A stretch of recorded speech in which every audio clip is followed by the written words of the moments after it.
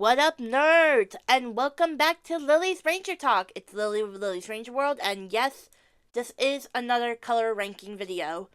But this will probably be the last one. We'll take a little itsy bitsy break. At first, I forgot what my idea was for the next video, but now I remember. I wanted to talk about collection stuff, which we will talk about in the next episode. But for now, we are going to rank the Sentai Blues. But first, a warning. Blues are forgettable. And most of these blues are very forgettable. So, I'm not going to have a lot to say about them, and it doesn't even matter that I don't have notes for most of them. But, did I say done or did? I don't know. Anyways, we do have a few honorable mentions. Actually, I think we have the most honorable mentions in this entire series because there are some blues that I did not rank for technicality reasons, and then two rangers that are from Sentais that are either currently airing or I'm currently watching. So let's get on with those honorable mentions really quickly. First honorable mention is from Kyuranger actually, and it is Kotaro, or the Sky Blue Ranger. Why he is here is because technically he's a Sky Blue Ranger and not a actual Blue Ranger. And yes, I know there will be Rangers that come up that have the exact same shade as him, but I'm counting them as the main Blue Rangers. But yeah, he's a really good ranger. I like him. I like his relationship with Stinger. Also, sorry if you hear background noises. I currently have my window open because I'm hot. Anyways, the next honorable mention is Ninja Man from Kakuranger. Again, technically, he's not even a 6th ranger, but he's a extra ranger, I think. But I really like Ninja Man. My only complaint about Ninja Man, so when I was watching Kakuranger, I knew he was gonna come, and at first I thought he was going to like overstay his welcome and like have so many focus episodes in the second half. But actually, I'm complaining about the opposite. I wish he got a little bit more. Which that's kind of funny to think about. The next honorable mention is from the current Sentai Gozuger, Gozu Leon, or Rikio, I think it's his name. My prediction for him was I was either going to have him ranked very high on this list when the show's done, or he's going to be someone I hate even more than Kiame Blue, which I guess is a spoiler alert on who's last, but it's really a spoiler. I've talked about how much I don't like Kiame Blue. Anyways, and after watching episode 2, which is his debut episode, it is leaning towards I think I'm really gonna like this guy. And last but not least, from Hurricaneger, the season I am currently watching, Nanami. I really like her. She's a singer and an idol, and she's fun. So I'm really enjoying Hurricaneger so far. At the time of recording this, and I've recorded these episodes very close together, the pinks, yellows. I did them really close together within like a couple days of each other. So I'm not that far into it, but so far I really like Hurricaneger. But yeah, let's move on to the actual list. At number 14, from Kia Major, are we really surprised? It's Shigeru. Ugh. Okay, so here's the thing with Shigeru. We all know I can't stand him. I'll make it very quickly. I really think it's because of his acting, like his actor's acting. And look, I'm not one to judge people's acting skills. I mean, I can't really tell good acting from bad, unless it's blatantly obvious, like in Super Mega Force. But, anyways, I just could not stand him. Like, I remember things about him more than I do, like, other people on this list, but I just cannot stand the guy. That I'm just like, ugh. Like, I don't hate anyone. I mean, I don't like the Kia Majors in general, except for Senna. But I wouldn't say I hate any of them, except for this guy. And look, I know all the Kia Majors are, like, dead last, except for two of them. But ugh, I just can't stand him. And he's not even that he's annoying. Like, I think Juro is a little more annoying than him. But at least Juro's a kid. What's his excuse? I'm pretty sure he's an adult. But yeah, I'm not gonna, like, go further on how much I do not like this guy. At number 13, from Ghost Sager, we have Hyde. What's to say about Hyde? Out of all the Ghost Sagers, he's the one. It's not even that I like him the least. He's just the most forgettable. And I'm gonna go off on a tangent, but it is relevant to this video. So, as you guys may know, I've talked about this in previous episodes. I'm working on a list of, like, ranking all of the teams within each other. And a pattern I've noticed throughout, like, each and every team is that 99% of the time, Blue is dead last. Like, the only time where it isn't is there's, like, very few exceptions. But even if I have this character, like, ranked very high up on my list, most of the time he or she are at the very bottom. That being said, Hyde is at the bottom of the Ghost Sagers list. And it's unfortunate because he is forgettable. The only thing of, like, significance that I remember about him was, in fact, that his partner died, Gosei Green, which really says a lot because when you only can remember him for someone else, that's bad. And I think at the end he became, like, a marine biologist. Like, that's all I remember about him. I don't remember a single one of his focus episodes. And the only other thing I can remember about him has nothing to even do with, like, a focus episode. I talked about it in my yellow ranking video, where Alata, Agri, and Hyde get trapped, and Alata's like, don't worry, the girls are gonna save us. And then he looks at Agri, and he's like, we're doomed. But yeah, it really sucks. A majority of these characters, like, are forgettable, even if I had notes on them, which I think I only have notes on 2 of these rangers. Oh no, 3. But yeah, let's move on. At number 12, from Zenkaiger, we have Rune. It's another case of it's a Kikai, and the Kikais are ranked very low. Although I think this is the highest ranking Kikai, I think. Yeah, he's the highest ranking, Kikai, but despite that, he's actually the most forgettable. He does represent Bokenger, which, okay, can I be real with y'all? Even though I'm really glad, and I said it in the video, that Majin was representing Magiranger, I find it weird that not all of the seasons represented, like, an anniversary season. Because, like, I'm thinking about it now. Because we have, I think Gaon represents Gaoranger, and I'm pretty sure Gaoranger was 25. Yeah, because it was 10 years from Gokaiger. Then we have Bokenger, which was the 30th. And it's weird. I think Zeron and Rune were not anniversary season. Or not Rune, Majin. Were not anniversary seasons. I don't remember what number Zyuranger was. I actually think it might have been 16. Yeah, I think it was 16 because Kageranger was 18. Anyways, I found that a little weird, but it's okay. That being said, Rune's kind of a nerd. The only things I remember about him is I think he used to work for the villains, and then he, like, escaped, and then became a Zenkaiger. I almost said Boomonger. I don't know why. Actually, I do know why. It's because Rune, Boom, Boon. But yeah, it's a shame. I think it was also a little. I said he was a nerd. I think it was, like, a bit of a bookworm. I think he, like, read romance mangas. I think. Again, it's just another case of the forgettables. At number 11, from Kakuranger, we have Saizo.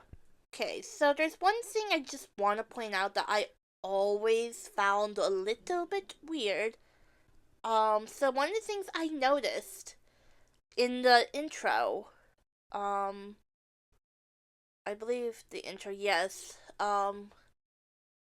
is that, so in the characters, they do the cast.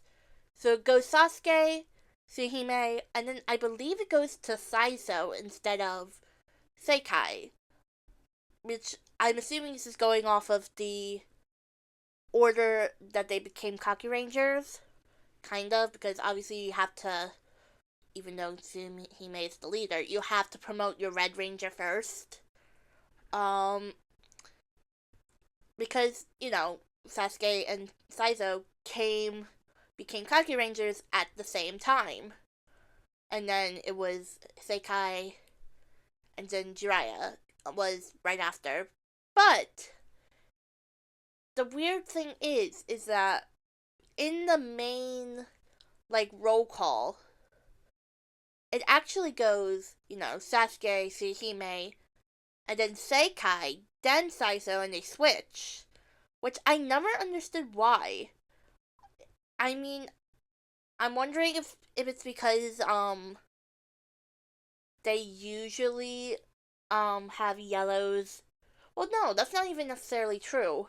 I was gonna say, they usually have yellows go fourth, or for third, but that's not even true, because, or it's not always true, because sometimes, they go fourth, sometimes they go fifth. Actually, I don't think they've ever gone fifth. I'm lying. Shinkenger, I've never, I haven't watched much of it, but I know Good Head goes fifth. But I'm going off on a tangent. Let's talk about Saizo some more. So here's the thing with Saizo that I found also interesting. So it has been established that Saizo and Sasuke knew each other before the events of episode 1 of Kakuranger. But what I find interesting is they don't really have many focus episodes together. In fact, during the whole questing to find their scrolls to get the final god beasts, their swords, Saizo actually was with Sekai. And they had a whole friendship thing. They became Kappas, I believe. Which that was a funny episode. I really liked that episode. And it was very interesting to see that. Another thing that I noticed specifically about Sekai, I have in my notes for him, because this is one of the characters where I have notes for him, cares about kids, and one of the things that is interesting and I think about a lot is that the Kakurangers, they always are helping kids, but I'm 99.9% sure that Saizo is the one who helps kids the most. It's interesting to think about. And also he has bad luck, which I always find funny. He had bad luck in very early episodes. He didn't really get that much focus. I think he got more focus than maybe other blues on this list. But honestly, from here on up, there are some forgetfulness, but I don't think they're that forgettable, if that makes sense. But it's very interesting how he ends up becoming the crepe owner too, of Nekomaru, and still working with crepes. It's again very interesting. I don't know why I did that. If you heard paper, I'm looking at something else. I'm getting distracted. But yeah, I do really like Saizo as a character. Um, he's only this low because, again, I think the top 10 are a little more memorable than him, and I mean, that's not really saying that much because, again, this is blues.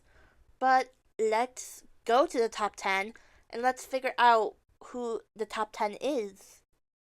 That was a little weird. At number 10, from Dome Brother, we have Shinichi.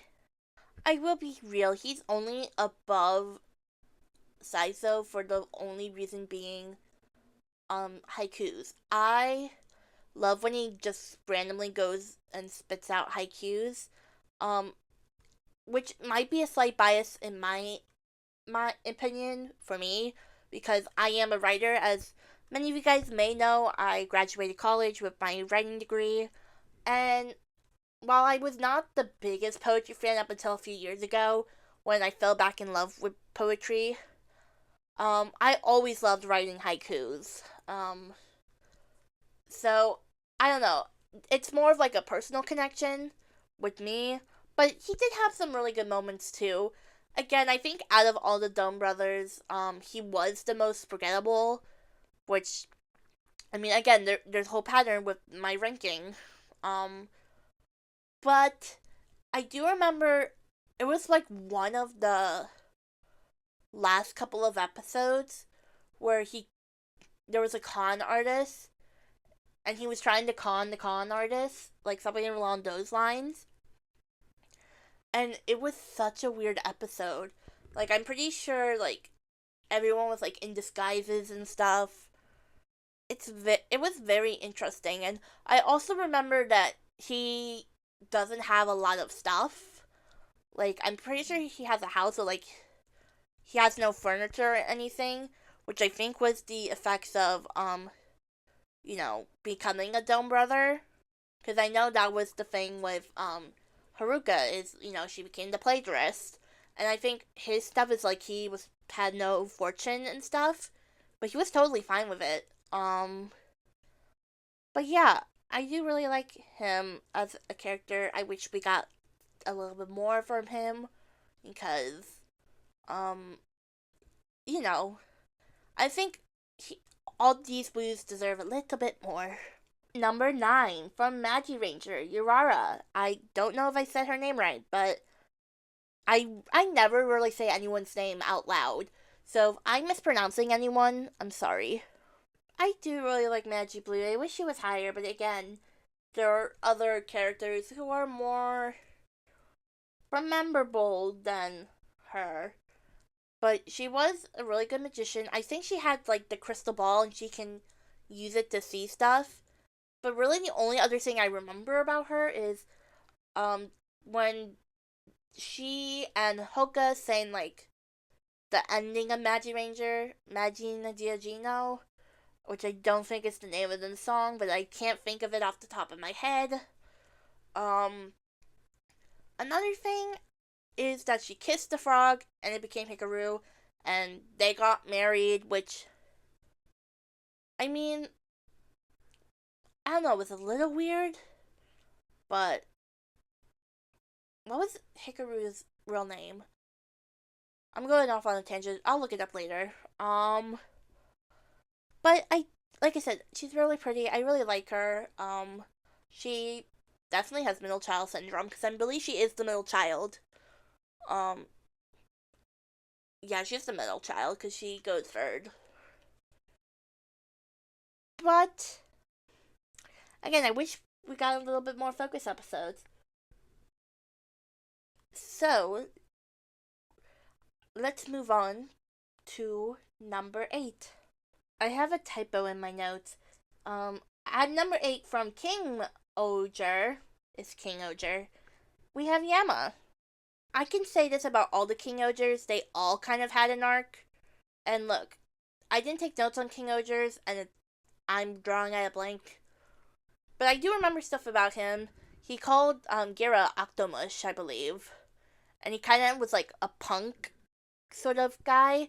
Kind of reminded me of my brother a little bit. Great with technology, obviously, because his kingdom is very technological. If there's one thing that I kind of am a little annoyed about when it comes to Yama is in the very beginning of King Oger, it is established that he has a crush on Himino. Now, look, I'm not saying that they should have gotten together because Himino belongs with Rita, and we all know that. But they never really did anything with it after that one episode. Like, they completely dropped it. Which is something I noticed. And I wish that they did something with it. Even, again, I don't want them together because of obvious reasons that I already stated. Rita X Himino forever. But, I just, again, I wish they did something with it, maybe more comedic stuff. He does have a decent relationship with Gira. Again, I think Gira, Himino, and Yama, especially in the beginning, it kind of felt like sibling energy. I'm not sure if I said that when I was talking about Himino. I'm currently editing the Yellow Ranger thing, which the Yellow Ranger ranking, which is already up, so you can check out that video right now if you want. But I do really like him. I will say this though, I'm not crazy about his time skip look. I don't know, the blonde just, I don't like it. I don't have a problem with like most of their time skip looks. Actually, he's the only one I have a problem with. I'm fine with everyone else's. At number 7, from Boom Boomger, we have Ishiro. Honestly, wow. Ishiro got a lot, which is more than you can say about literally any other blue on this list, including people who are higher than him. But this is also my personal opinion, and I like everyone else who's higher than him more, but I couldn't put him like any lower because he has a lot. And honestly, I didn't think I was gonna rank him as high as I did, but those last couple episodes of Boom Boomger where he turned evil, but in actuality he was conning Spindor the whole time, like, it's chef's kisses. Honestly though, wish we got more of like his relationships with the other Boom Boomgers. I mean, it took a while for him to respect Mira, which I'll give him that. And he did have focus episodes. Again, more focus episodes than you would probably think for any of these blues. But he was a really cool guy, and I liked him. And I liked how everyone just called him Shashiro. I don't know where that came from though, and I do not remember. Like, I just think all of a sudden Mira just started calling him Chashiro, and they just all went with it. Let me look at my Boom Boomger notes, see if there's anything. Oh wait, I definitely know what I want to say. Another thing that I liked about him, and I wrote a lot of general notes for this show. He was hilarious in certain episodes, specifically episode 6. I believe this is the one where it was the toilet monster, and the toilet monster let out his true feelings, and he just got so emotional. And this guy's like very stoic, the right word? Stoic. You remember how earlier I talked about having a writing degree? Yeah, I'm doing great with words, right? But he's, kind of emotionless. I'll say that. And he just full out bawls and cries and is like, Joe, you're so perfect for this team. And that was so hilarious. And I think he does it in another episode. I think. There was another episode, and I think it was. I'm not sure if this is the same episode because back then I didn't put what episodes this was. But I said in one episode that there was an episode where I think it was the first time I saw him smile genuinely. And I think it's the same episode where the Marine Boom Boom car was like acquired. Also, he awkward smiles at children. I believe that was the Christmas episode. But yeah, he's a very interesting character. I like him, and I can't wait to see more of him when the Boom Boomger versus King Oja movie comes out, and when we eventually get the Gozuzers versus Boom Boomger. I'm excited. At number 6, from Jetman, we have Akko. Now, I think this is established that Akko and Raita don't get that much focus because we're based on the other three Rangers. And I wish she got more focus episodes because her focus episodes were really good. But before I dive into some of like her highlight focus episodes, I do want to mention that I think I mentioned this in my Super Sentai Unpopular Opinion, that people did not like Akko because Akko was a brat. She was the youngest. She was a high schooler. High schoolers are brats. Take this from me, I was a high schooler once.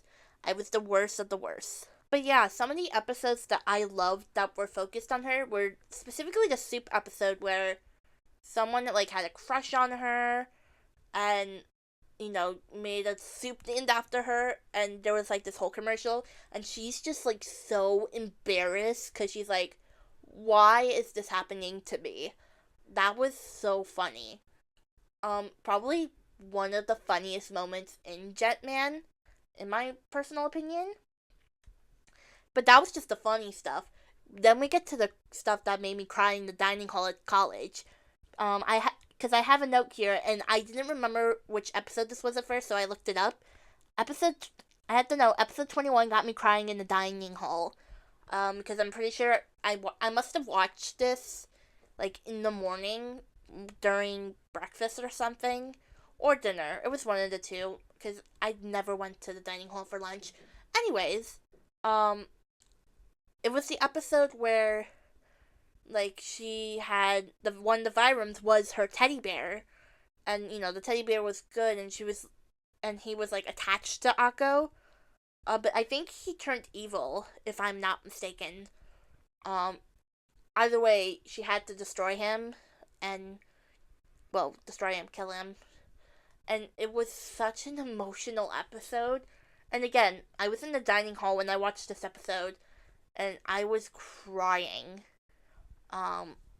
Which this wouldn't have been the first time I've cried in the dining hall, but over a series, probably. Um, did anyone ask me if I was okay? I don't know.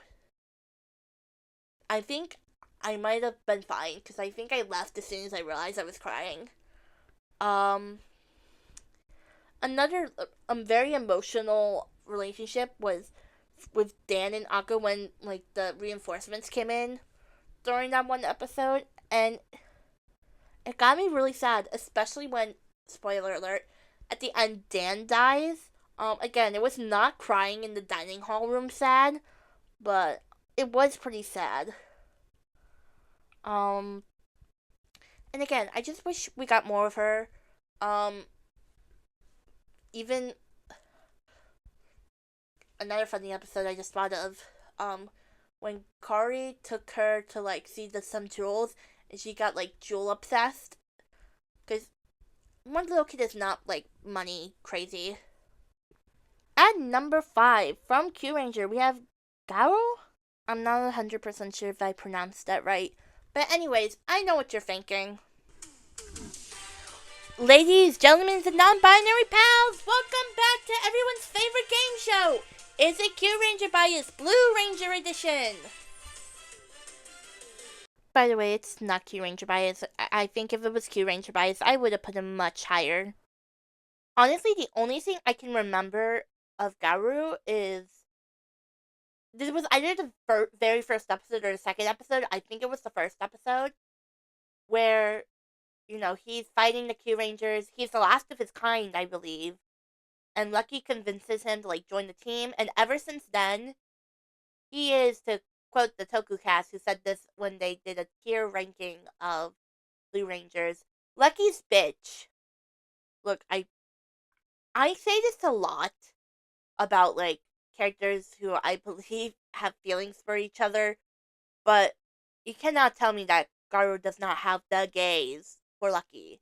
Like, he even goes and stays with him to explore the galaxy at the end of the series. And in the movie, like the after movie, when he said that he had a family because he found another one of his kind and they reproduced, I'm sorry, I do not believe that whatsoever. You're telling me that the guy who literally would do anything Lucky said settled down with, I think it was a woman of his species, and reproduce? Nah, man, I'm sorry, I don't believe that whatsoever. But other than that, again, I think Garu is very forgettable. At one instance, I was gonna put him up into fourth place, in replacement of the other person who's in fourth place. But there is a reason why the person in fourth place, which we'll get to, is higher than him. But anyways, let's move on to that, shall we? At number 4, from Lupat, we have Tuma. Again, there's not that much I remember of Tuma, but there is a reason why he's higher on this list, and I will tell you guys in a second, but I'll tell you what I do remember. I believe he was the oldest of the Lupin Rangers, at least, and when I say oldest, he acts way older than he actually is, because I feel like with Yumika and Kairi, they do act their age. Like, if I'm remembering correctly, I think Yumika's like 17 or 18, and then Kairi's like 18 or 19, and then I believe Tuma's 22, at least. I know he's in his early 20s, um, but he definitely acts way older than he is, and he looks a little older too. Like, not crazy older, but like he definitely does not look like a little kid, like, or a teenager. Like, he definitely looks like an adult. And I also remember his significant other, who got frozen was, it wasn't his wife, it was his fiance, I believe. And I wish we explored that a little bit more. I do remember, like, episodes where, Tuma misses his fiance, and I definitely think their, reunion was sweet. And I think all the reunions were, sweet. Um, but I think even with the other two, I wish they kind of explored that just a little bit more.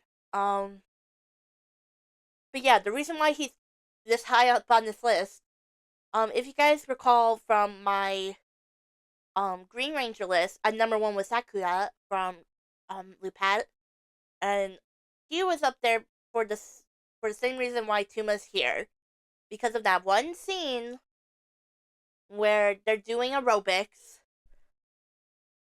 and Sakura is all in it, and then Tuma's just like, what am I doing with my life?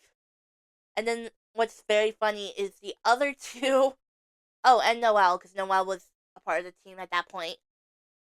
They came and saw him in the spandex, and they were making fun of him, and it was just so hilarious. And he was like, kill me now. Like, that was so hilarious. It's so funny because, in a way, so obviously their counterparts are different. Um,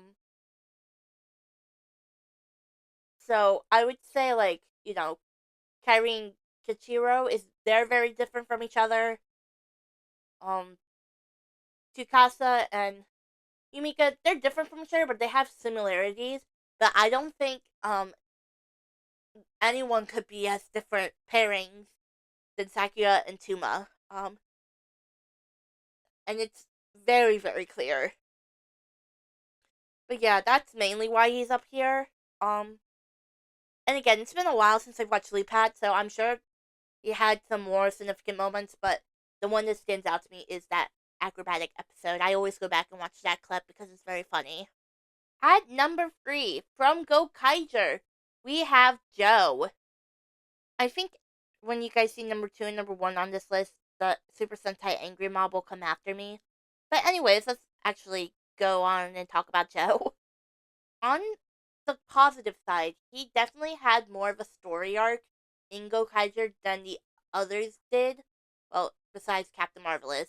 But, yeah, he got some stuff, especially with Borgzord, which I completely forget about that story arc, all the time because I'm too busy fixating on Luca.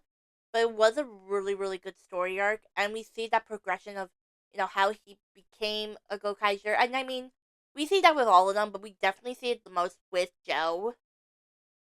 And it's just so cool to see him come together with Marvelous. I think he's probably the closest with Marvelous, just based off of um, certain things. And apparently he could cook, but I don't recall him cooking. I think I'm thinking of Dawn, if I'm being honest. But also, we can't go on with this without talking about the five sword like scene from very early on in Gokaiger. That's got to be one of the coolest things I have ever seen in like any television show, and it says a lot on how iconic it is because I'm pretty sure in the SH figure art of Joe that they have the five swords, so you can recreate that pose, which is awesome. Um, and he also is really, really good looking. I can't lie, and it's so cool that he also comes back. Um, it's cool when any of the Gokaigers come back, but I heard that his actor, and forgive me, I don't know his actor's name. I struggle with Super Sentai actors' names. I'm sorry. Um, but I heard that he was very busy around the time that Boom Boongers was going on, but he still came back to do like a, a cameo in Boom Boonger, and I think that's really cool of him. And I think he did it for the fans, which again I think is really cool and very nice and very respectable when you're doing something and probably something bigger than Super Sentai. I'm not 100% sure what he was doing, but the fact that he came back for the fans, it's very cool. It's very honorable, and I say the same thing with Mao Ichimichi, the who is Luca, because going off on a tangent, but it is similar to Gokaiger, because Mao doesn't do a lot of or any like on screen appearances anymore. She does mainly voice acting, but every now and again, and by every now and again, I mean like when anniversaries come up, she will come and she'll be Luca, and I think that's very like it's very respectable for her and for Joe's actor to also do. But anyways, let's move on. At number 2, from Zoo Older, we have my wife, Sayla. If you have followed me for any amount of time, I'm sure you guys are actually probably more shocked that I put Sayla at number 2 and not that Joe is at number 3 and is below Sayla. I will admit, this is definitely biased towards Sayla because I think her actress is extremely pretty, and I like her style in Zoojer. I like it's kind of bohemian to me, um, which I really like. Shout outs to her actress. I know her first name's Miki. I can't remember her full name off the top of my head, but I love her so much. But other than that, she also had some really great moments. One of my first ones that I'm thinking off the top of my head, episode 2, when she's just frolicking around in a fountain. I love that first scene in general, where all of the Zoomins, except for Tusk, because Tusk doesn't trust Yamato yet, they're just going crazy in the human world because they haven't adjusted yet, and that's really cool. Another thing I liked was her relationship with her family. I think out of all of them, she got the most focus on her family. That's not really saying that much, but like, we got a lot of details about her family, specifically that she has a little brother who I believe she often takes cares of because like her parents are very busy.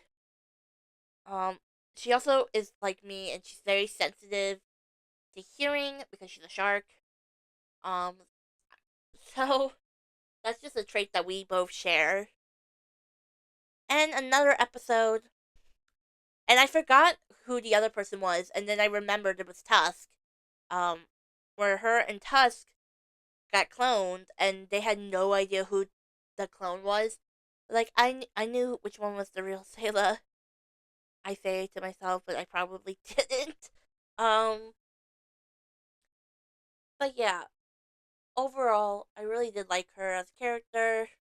She's a great fighter, even, going up against Leo. And yes, I know that was the first one, it was fixed because Leo didn't want to beat her up. But I think the second one, if I'm remembering correctly, she did win. And I don't think Leo, like, tricked. Because there was another fight, like, in a movie, in one of the movies. I don't remember. It's been a while since I've seen the movie. So, I don't know. But, anyways, let's move on to number one, who. Okay, this may or may not shock people. But, at number one, from ToQGers, we have Takachi. Yes, you heard that right. Togachi is at number one instead of Sayla. I know that may be a shock to people who are longtime followers of my Instagram page and didn't see my Blue Rangers list originally. Um, but I just really liked. It was very hard when I was doing this list. Originally, when it was between Sayla and Tokachi, because I was like, I really love Sayla, but let's be real. I love Sayla for different reasons than I love Tokachi. I love Tokachi because he's adorable. And he had some very, very great moments. The one that stands out to me the most, this is very early on. I think it was like within the first 10 episodes or so. Is there's this writing monster. You see why I really like this moment because I'm a writer. And he writes out that Tokachi will die. But he trains, I believe, and he types out when he fights the monster again that he'll die and then come back to life or something along those lines. And it was so cool and like so smart. And I don't think I would have thought of that. Um it was just a really good episode. And I mean I talked about this before when it comes to Tokiger, that there are three characters who I absolutely adored. They're the best people ever and I love them to death. And then there's three characters who I like, but like I'm not crazy about. We've already seen two characters who I'm not crazy about, or I'm not the biggest fans of. And then we've seen Kagura, so there's one more character who we'll see soon enough, without giving it away, although you may already know who I'm talking about. Um, but yeah, I really like Tokachi. I love his adorableness. I love what he does with his glasses, and he does it with his rails too. And he just has a really great smile. Like he really does. Um, I like his relationship with Mio. I wish they became an actual couple. I see why they didn't do that. Mainly because of the fact they're actual kids. But yeah, Tokachi is just a really great character, and I really love him. And anytime I see Tokachi like on my screen, I get so it's one of the three characters again from Tokijers who I get really excited and I scream and cry. But with that being said, another long video. But we are done with the Blue Rangers. We are going to take a brief intermission from color rankings because we're going to go and talk about other things next time. I was going to say next week, but I don't know when this episode will be uploaded. But that being said, if you haven't watched the other videos, click the iCard to see the latest episode. And also in the description, there will be a playlist of all of the Lily's Ranger Ranger Talk episodes. And you can watch them all, and it's a great time. And if you haven't already, you should follow me on Instagram at Lily's_Ranger World to get up on all the latest Lily's Ranger World shenanigans and what I'm doing, because I'm doing a lot. With that being said, I love you guys so, so much, and I will see you guys in the next video. Bye!